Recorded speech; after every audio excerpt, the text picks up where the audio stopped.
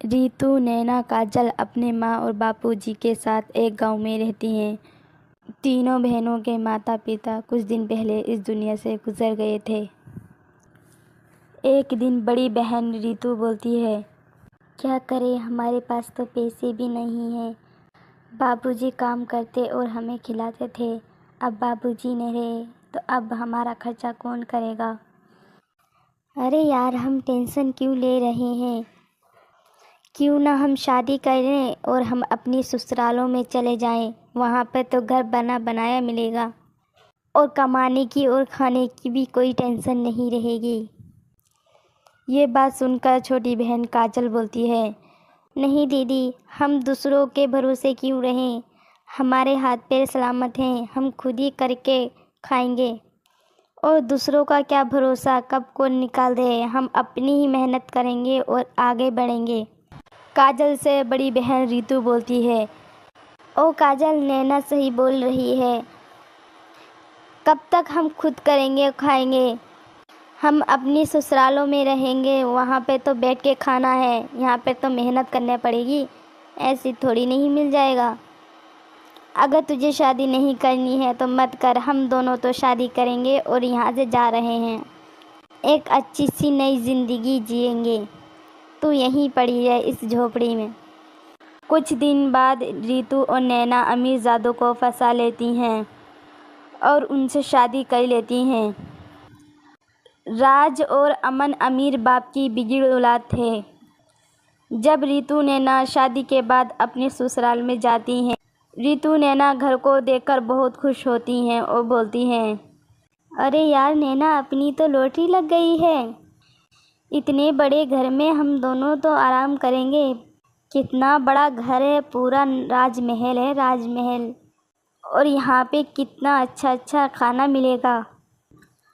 हाँ दीदी, तुम सही कह रही हो। गांव में सबसे अमीर बेटियां हैं हम, बहुत पैसे वाली। और देखो कितनी कारें हैं अपने घर में। और काजल देखो कितनी बड़ी बेवकूफ़ है, वो उसी झोपड़ी में रहेगी, क्या कर लेगी वो। उसके झोपड़ी में तो खाने के लिए कुछ है ही नहीं, फिर वो कैसे अपने पेट पालेगी बेचारी। फिर दोनों बहनें काजल की बहुत मजाक बनाती हैं और हंसती हैं। उधर काजल अपनी पढ़ाई पे ध्यान दे रही थी। काजल दिन में मजदूरी करती और रात को अपनी पढ़ाई करती थी।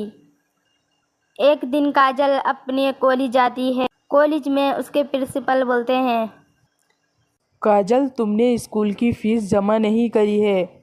तुम्हारे फ़ीस को 1 साल हो गया है। पहले फ़ीस जमा करो, फिर यहाँ पढ़ाई करना। वो सर जी, मेरे माता पिता दोनों गुजर गए हैं, इसकी वजह से मैं फ़ीस जमा नहीं कर पा रही। मैं दिन में मजदूरी करती हूँ और रात को पढ़ाई करती हूँ। इतना ही कमाती हूँ जो अपना पेट पाल सकूँ। सर जी, मैं आपसे वादा करती हूँ, जब भी मेरे पास पैसे होंगे मैं स्कूल की फ़ीस जमा कर दूँगी। काजल की यह बात सुनकर उसके टीचर भी मान जाते हैं और फिर काजल अपनी पढ़ाई पे बहुत ध्यान देने लगती है। उधर रीतू और नैना के दोनों पति बोलते हैं, रीतू नैना पहले बहुत अच्छी लगती थी, पर अब अच्छी नहीं लगती। क्यों ना हम रीतू और नैना को छोड़ दें, हम दूसरी शादी कर लें। रीतू नैना अब अच्छी नहीं लगती।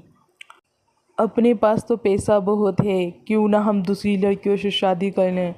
और ये तो वैसी भी पैसों की भूखी हैं। पैसों के लिए ही इन्होंने हमसे शादी करी थी। राज और अमन रीतू और नैना को घर से निकाल देते हैं। रीतू और नैना घर से निकल जाती हैं और अपनी झोपड़ी में चली जाती हैं। वहां जाकर देखती हैं तो काजल नहीं मिलती। काजल की पढ़ाई पूरी हो जाती है, फिर काजल की एक बड़ी कंपनी में नौकरी लग जाती है। काजल खुशी खुशी अपने घर आती है, देखती है वो झोपड़ी में दोनों बहनें बैठी थीं और रो रो के काजल को सारी बात बताती हैं और काजल से बोलती है, काजल मेरी बहन, तू सही कह रही थी। अपने ही मेहनत से कमाओ, दूसरों पे क्या भरोसा। हमने तो दूसरों पे भरोसा करके अपनी ही किस्मत तोड़ी है। हमने वो कमाया था जो हमारा था ही नहीं, और तूने वो कमाया है जो हमेशा तेरा ही रहेगा। काश हम तेरी बात समझ पाते मेरी बहन। हम भी अपनी पढ़ाई करके एक नौकरी लगा लेते। रिश्ते तो बाद में बहुत आते हैं, अब तो हमारी ज़िंदगी ही बर्बाद हो गई। नहीं दीदी, अब भी टाइम नहीं निकला है। आप अपनी पढ़ाई शुरू करो और अपनी नौकरी लगाओ। आपको अपनी गलती का एहसास हो गया है, यही बहुत है। अब रितु और नैना भी अपनी कॉलेज की पढ़ाई पूरी करती हैं, फिर उनकी भी नौकरी लग जाती है। अब तीनों बहनों की एक ही घर में शादी हो गई थी और तीनों बहनें मिलजुल कर रहती और बहुत प्यार से रह रही थीं। तीनों बहनें अपनी अपनी ज़िंदगियों में बहुत खुश रहने लगती हैं।